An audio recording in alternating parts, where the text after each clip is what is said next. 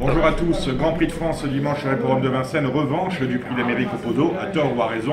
En tout cas l'année dernière, on se souvient que Bold Eagle avait remporté son premier Prix d'Amérique et que dans la foulée, 15 jours plus tard, il avait remporté le Prix de France. C'est tout le mal qu'on lui souhaite ces jours-ci sur l'Hippodrome de Vincennes. Bold Eagle a en effet remporté de plus brillante manière encore son deuxième Prix d'Amérique, en battant, vous vous en souvenez, Mélina Josselin et surtout en abaissant le record de l'épreuve à 1:11:2.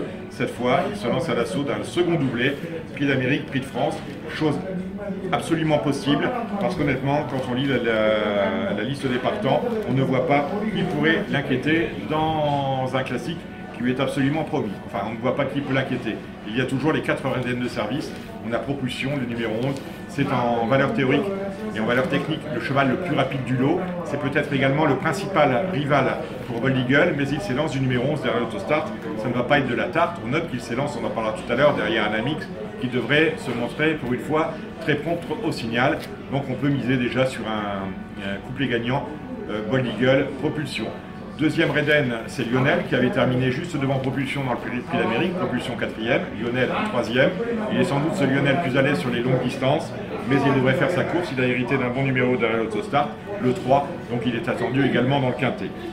Les deux autres Redden ne partent pas sans chance. On a Wainoni, la jument, le numéro 8 derrière l'autostart. On s'est débarrassé de Gabi Gelormini qui malheureusement a été disqualifiée avec elle dans le Prix d'Amérique. Cette fois, numéro 8 derrière l'autostart, on est allé chercher David Thomas. Elle avait remporté sur courte distance en 2015 l'Hambletonian Oaks, la plus importante course pour trotteur de 3 ans aux États-Unis. Elle a beaucoup de vitesse. Elle avait trotté les 1600 mètres des Hambletonian Oaks en moins de 9, je crois, de mémoire. Donc c'est une jument qui a de la vitesse. Malheureusement, elle a tiré le 8. Et puis on a Call Me Keeper qui avait fait un truc assez étrange dans le Prix d'Amérique. On se souvient qu'il avait pris la tête à Timoko cherchant le relais. Et ce numéro 10, Call Me Keeper, chance secondaire. Il a hérité du numéro 10, mais toujours au sulky Pierre Vercruis. Et surtout, on se souvient qu'il avait remporté avec la manière le prix de Lille, où il avait également été peu gâté par le tirage au sort. Il avait le numéro 9 dans l'autostart. Donc c'est un peu les 5 bases de ce quintet, Bold Eagle et les 4 Redden. Ensuite, qui leur associé? Anamix, on en a parlé. Elle est restée plantée sur ses 4 pieds dans le Prix d'Amérique et elle avait été déclarée non partant à la dernière minute. Il faut la reprendre. Elle n'a plus le droit d'accourir sur les courses avec départ à l'autostart ou au faisceau lumineux, mais avec élastique ou faisceau lumineux, elle n'a plus le droit qu'aux courses avec départ à l'autostart. C'en est une, elle devrait très bien faire. Anamix ici porte le numéro 2. J'aime bien Voltigeur de Mire, c'est un cheval qui a beaucoup de vitesse. On se souvient qu'il avait remporté il y a 2 ans le prix René Ballière sur 2100 mètres. Il avait aussi très bien fait dans un Prix de France passé. Et on peut éventuellement retenir, si on cherche midi à 14h, le numéro 6 Timoko. Franchement, très décevant. C'était un peu le flop du Prix d'Amérique au Podo couru il y a 15 jours. Timoko, qui normalement devrait une nouvelle fois prendre la tête après, reste à savoir la place qu'il occupera.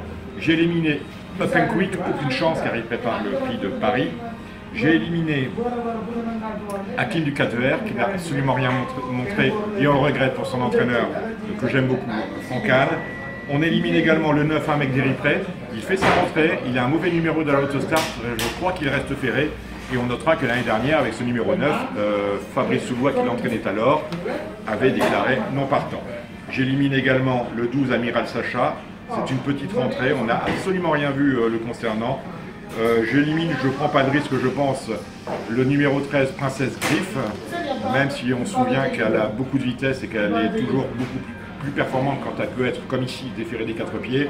Et puis Ursa Mayor, je pense que c'est la 14e du lot, c'est la moins riche, et qu'on a gentiment demandé à son entraîneur Stéphane Provost de courir la jument pour courir le quintet. Donc n'oubliez pas, sacre de Bold Eagle annoncé avec Redden qui peut compléter le quintet. On peut éventuellement toucher en 5 et faire tomber la tirelire. Salut les amis.